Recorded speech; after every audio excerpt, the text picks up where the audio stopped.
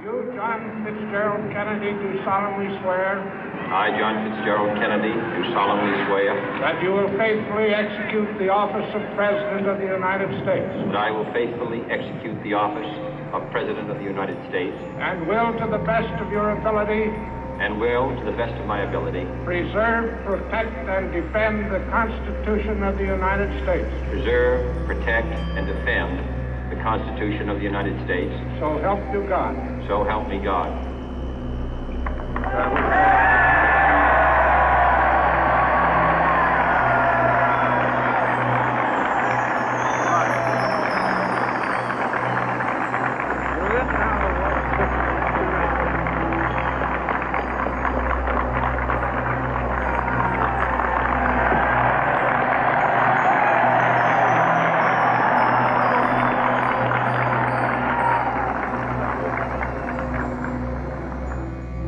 Vice President Johnson, Mr. Speaker, Mr. Chief Justice, President Eisenhower, Vice President Nixon, President Truman, Reverend clergy, fellow citizens.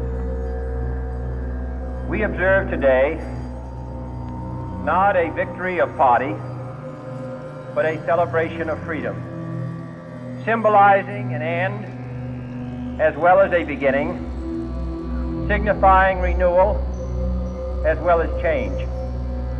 For I have sworn before you and Almighty God the same solemn oath our forebears prescribed nearly a century and 3/4 ago. The world is very different now, for man holds in his mortal hands the power to abolish all forms of human poverty and all forms of human life.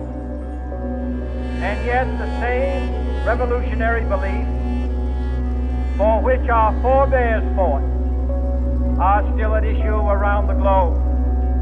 The belief that the rights of man come not from the generosity of the state, but from the hand of God.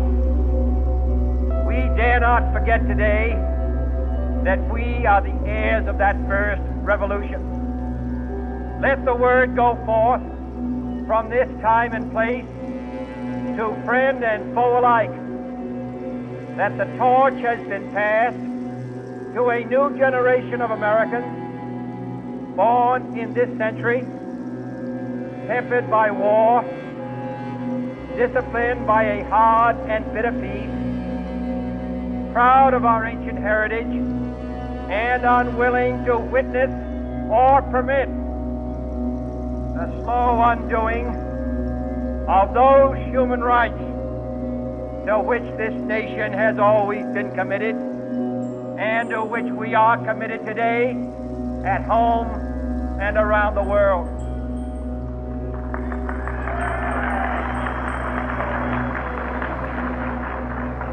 Let every nation know, whether it wishes us well or ill, that we shall pay any price, bear any burden, meet any hardship, support any friend, oppose any foe to assure the survival and the success of liberty.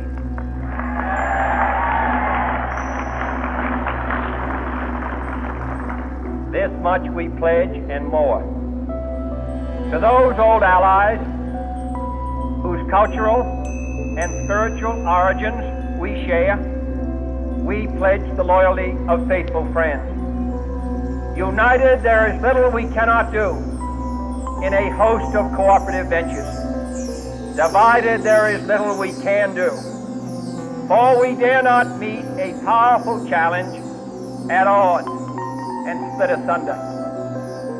To those new states whom we welcome to the ranks of the free, we pledge our word that one form of colonial control shall not have passed away, merely to be replaced by a far more iron tyranny. We shall not always expect to find them supporting our view, but we shall always hope to find them strongly supporting their own freedom, and to remember that in the past, those who foolishly sought power by riding the back of the tiger ended up inside.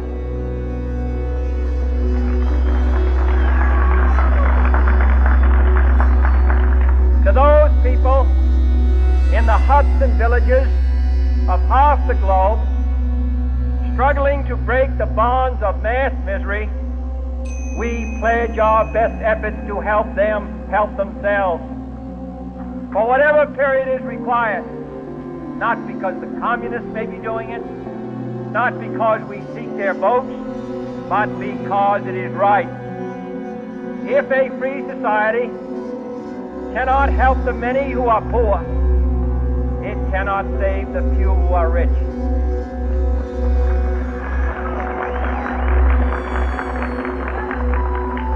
To our sister republics south of our border, we offer a special pledge to convert our good words into good deeds, in a new alliance for progress, to assist free men and free government in casting off the chains of poverty.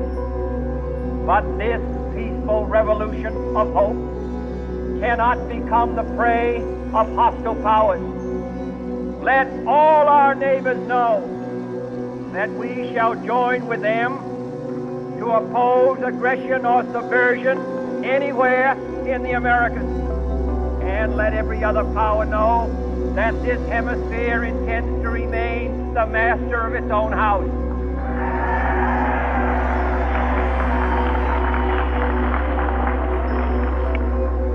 To that World Assembly of Sovereign States, the United Nations, our last best hope, in an age where the instruments of war have far outpaced the instruments of peace, we renew our pledge of support to prevent it from becoming merely a forum for invective, to strengthen its shield of the new and the weak, and to enlarge the area in which its writ may run. Finally, to those nations who would make themselves our adversaries, we offer not a pledge, but a request that both sides begin anew the quest for peace. Before the dark powers of destruction, unleashed by science, engulf all humanity in planned or accidental self-destruction. We dare not tempt them with weakness, for only when our arms are sufficient beyond doubt can we be certain beyond doubt that they will never be employed. But neither can two great and powerful groups of nations take comfort from our present course, both sides overburdened by the cost of modern weapons, both rightly alarmed by the steady spread of the deadly atom, yet both racing to alter that uncertain balance of terror that stays the hand of mankind's final war. So let us begin anew, remembering on both sides that civility is not a sign of weakness, and sincerity is always subject to proof. Let us never negotiate out of fear, but let us never fear to negotiate.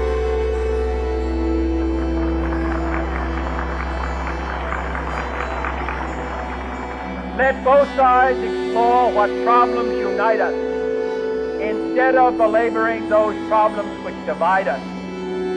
Let both sides, for the first time, formulate serious and precise proposals for the inspection and control of arms, and bring the absolute power to destroy other nations under the absolute control of all nations.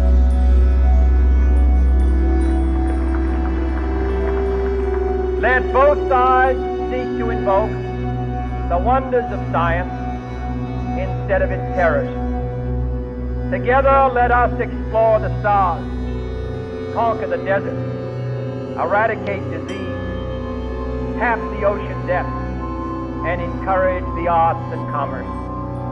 Let both sides unite to heed in all corners of the earth the command of Isaiah to undo the heavy burden and let the oppressed go free. And if a beachhead of cooperation may push back the jungle of suspicion, let both sides join in creating a new endeavor. Not a new balance of power, but a new world of law, where the strong are just, and the weak secure, and the peace preserved. All this will not be finished in the first 100 days, nor will it be finished in the first 1,000 days, nor in the life of this administration, nor even perhaps in our lifetime on this planet. But let us begin.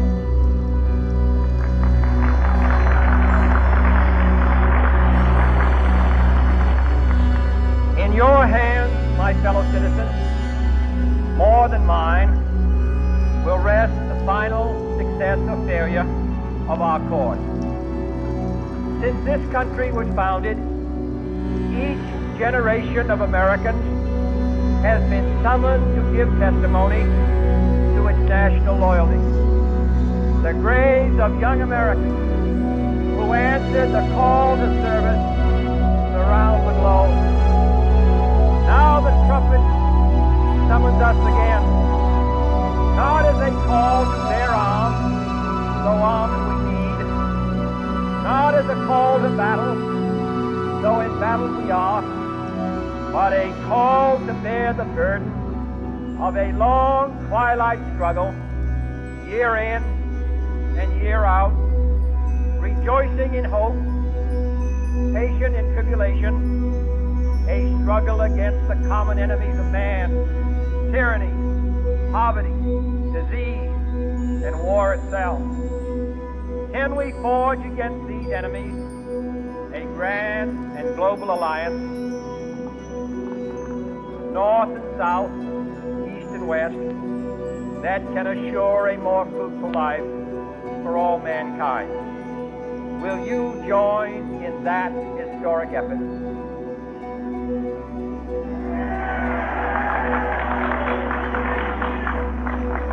In the long history of the world, only a few generations have been granted the role of defending freedom in its hour of maximum danger.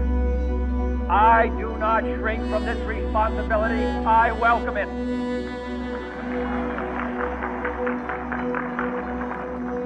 I do not believe that any of us would exchange places with any other people or any other generation. The energy, the faith, the devotion which we bring to this endeavor will light our country and all who serve it. And the glow from that fire can truly light the world. And so, my fellow Americans, ask not what your country can do for you. Ask what you can do